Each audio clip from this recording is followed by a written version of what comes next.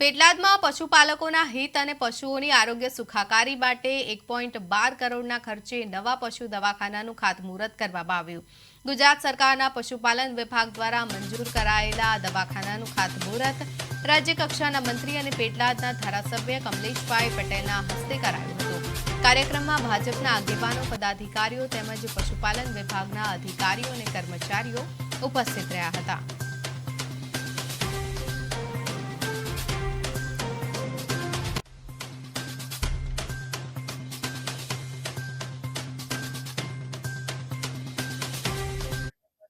પશુ મેળા થકી અને પશુ કેમ્પો કરી